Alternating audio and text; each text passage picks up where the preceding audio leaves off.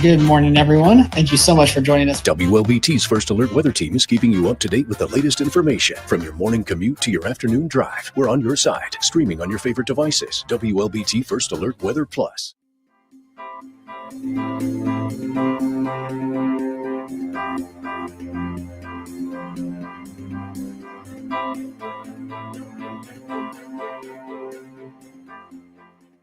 WLBT's First Alert Weather Team is committed to your safety with 6 hours of continuous team coverage. This is a relentless storm, Dave. We're fortunate we all made it out alive. And our network of sky cams across the state alerting you to danger, bringing you live footage of tornadoes as they touch down in Wathau County. Look at this, Chase. Guys, look at that. This is ground zero almost. I mean, this is really hard to stomach, like I said. We take our commitment to being on your side seriously, and together, we're Mississippi Strong.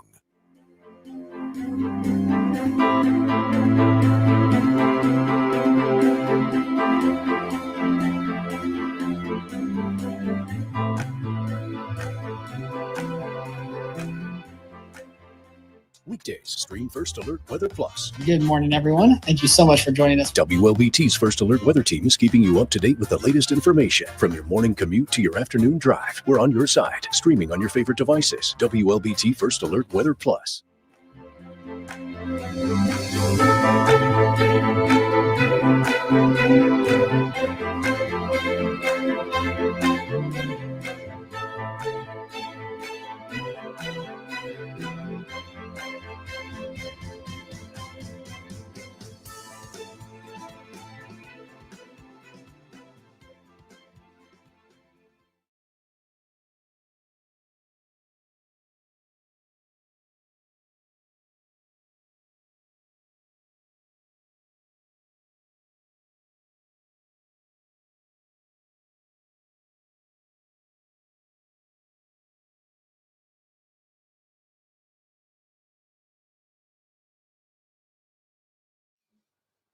All right. Hello again, friends. If you're joining me for a second time or for however many times on this Friday, meteorologist Elise Ushman here with a look at your First Alert forecast. This is WLBT First Alert Weather Plus on WLBT Plus. And here's what we're tracking in this First Alert forecast. So it's been another hot and muggy day, also a windy day. We had some scattered showers finally fall across the area. Those briefly cooled you off, but temperatures still hot out there at the moment. They'll still be warm and will still be muggy as we go through the overnight tonight. No change to our First Alert forecast for your day tomorrow as far as temperatures, wind, mugginess, all that.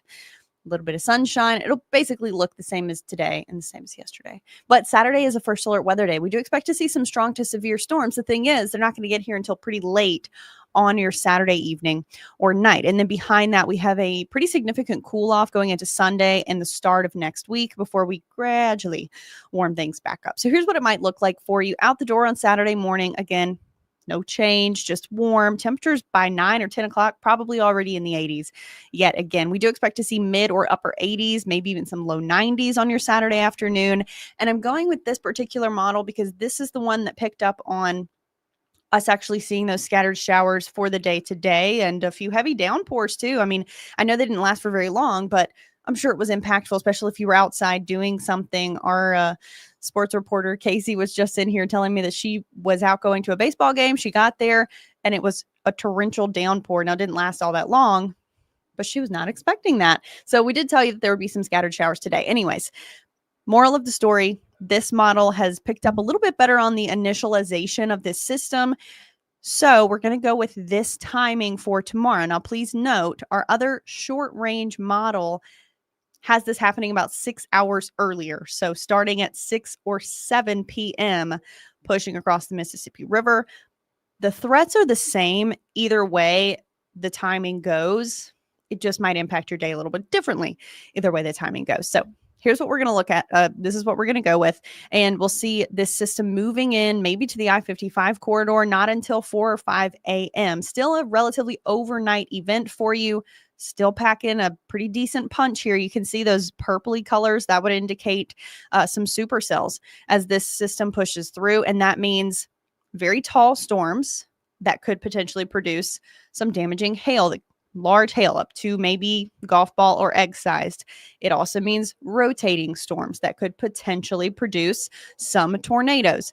Damaging wind gusts are all but guaranteed with this system, and flash flooding, because we're going to see some really heavy downpours and very high rainfall totals in a very short period of time, especially as rain continues once this main part of the system pushes out. Now, I will also tell you this model has the rain lingering a little bit into your Sunday afternoon, so that might also impact any plans that you may have. Our other model, again, has it in and out of here a little bit earlier, and that would mean maybe we're done with the rain by 10 a.m. on Sunday. So we'll get some better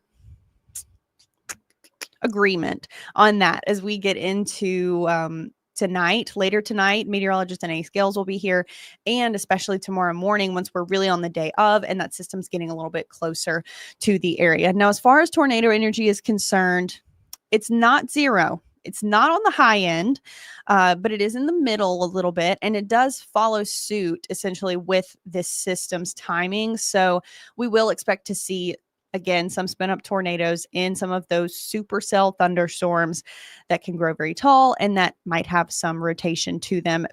Again, though, the severe threat is over early in the morning. If you don't get out to do anything on Sunday until 8 or 9 o'clock, in those eastern zones, Jeff Davis County, Lawrence, Walthall, Smith counties, you guys are going to see, of course, the last of this system. And so if you don't do anything until 8 or 9 o'clock in the morning, you don't go to church until 9:30, it's really not going to be that impactful to you. You just need to have the rain gear ready to go as you head out for any of your early Sunday activities. But again, first alert weather day, all modes of severe weather are possible with this next system. They're low, but they're not zero, and that includes tornadoes. It includes flash flooding. What we're really expecting to see with this system is more damaging wind gusts, unfortunately, up to 70 or more miles per hour. So let's talk about the flash flood concern. And if you were just on with me at 6, you're going to think, this looks familiar. This is the same show that I just used. But I know some of you are joining me. You weren't near the TV to watch. You know, you can watch on our free First Alert Weather app, though, our regular newscasts too. So just so you know. And go ahead and download our free First Alert Weather app for tomorrow. And please have multiple ways to get warnings through the overnight hours, because most of you are going to be asleep when the system finally pushes in, especially if this timing pans out and it doesn't make its way across the river until midnight. So 3 to 4 inches north of Interstate 20 will be possible. Not everyone will see that much rain, but again, flash flooding will be possible. I know there are some places in Yazoo City that specifically have a hard time with flash flooding. They deal with it just about every time we have this kind of system pushing in. So something to keep in mind. And 2 to 3 inches if you're along or south of Interstate 20. Now, that is supposed to be rainfall totals for the next 7 days. That comes from the Weather Prediction Center. But look at this. We go into next week, starting Sunday night, really, all the way through Friday, nothing going on. So that would mean all of that rain is expected to fall going into this weekend. And what we see on Friday does not even appear to amount to anything at this time, because it's very low coverage and not very impressive. Same story going into next weekend. It looks like we might, this of course has plenty of time to change, but we just might get a weekend where you just have some nice quiet weather. Now, as far as winds are concerned, we saw gusts up to 30 or 40 miles per hour again today. That continues tomorrow ahead of the storms. More warm air, more moisture, more instability before this system finally gets here. Now, the later that it arrives, the less energy that there will be for it to tap into. So if it doesn't arrive until midnight, we're really leaning more towards just seeing some severe thunderstorms passing through the area. But again, still gusty through the day tomorrow. That will also impact your Saturday plans. Overnight and into Sunday, of course, lots of gusty winds within that system and a turning of winds. So behind it, we're looking at winds gusting in here at maybe 20 to 25 miles per hour throughout the day Sunday and into the day Monday from the north. So that's going to be cooling us off quite a bit. And that does give us some weather whiplash from Saturday to Sunday, where we make it back near the 90s, if not in the 90s tomorrow afternoon before any stormy weather. And we head out the door Sunday with temperatures cooling off. So the high temperature on Sunday, which is not going to be, which will actually be in the morning, the high temperature around the afternoon, we'll be in the upper 50s to low 60s. After that, we're cooling off to the 40s before we head out the door on Monday morning, something we haven't seen in quite some time. And that means some jacket weather for you, even upper 30s by the time we head out the door on Tuesday. Now, by Tuesday afternoon, we're starting a little warming trend, and we continue that warming trend into the end of our first alert forecast. And we'll be back near the 80s, if not in the 80s, as we head into next weekend. Now, again, for now, it looks like we might stay dry all the way through the end of our first alert forecast, which would make that a really great weekend for pool days, boat days, just sitting out in the sun days, all that kinds of good stuff. So if there are any questions, please go ahead and post them now. I can show you here our other short range model and the discrepancy in the timing, unless it has updated and finally changed to maybe have some better agreement. But from last I looked, it had this system moving in here much earlier in the day. Let's see. Yeah, so this same model, and this is our secondary short range model. This has us starting to see maybe some pop-up thunderstorms as early as 2 p.m. in the southern delta. Not everybody will see that. Most of you are going to stay dry through the early afternoon. It still continues to show us seeing this kind of influx of storms in areas north of Interstate 20. Oh, goodness. Hold on, you guys. We got some people trying to find love on our page. This is not the place. Dave has told you before. Anyways, we look ahead. 5 p.m., we're starting to see that increase in storm activity. Then the main line, and look at how much earlier this is. Remember, our other forecast model does not have this main line pushing in here until maybe 11 or midnight. This model has it moving in here at 6 or 7 p.m. So if you were planning on doing anything out Saturday night, keep in mind, it might make its way to the I-55 corridor as early as 9 or 10 p.m. And that would certainly put a damper on your weekend plans. Still have multiple ways to receive warnings. By tomorrow morning, I'm hoping again that we'll get some agreement on these models, but this one honestly continues to stick with its earlier time frame of this system pushing in. So that means we would be essentially done with the severe threat as early as 2 or 3 a.m. and maybe done with the rain as early as 10 a.m., which I know some of you might like that better, but anyways, that's what we're looking at with this next system. So we've got some couple of questions here. Enrique is asking, do we think a tornado watch will be issued late in the afternoon? Most likely, if not late in the afternoon, into the evening hours. If it pans out that we're going to see this system way late at night, we likely wouldn't have a watch out until maybe 8 or 10 p.m.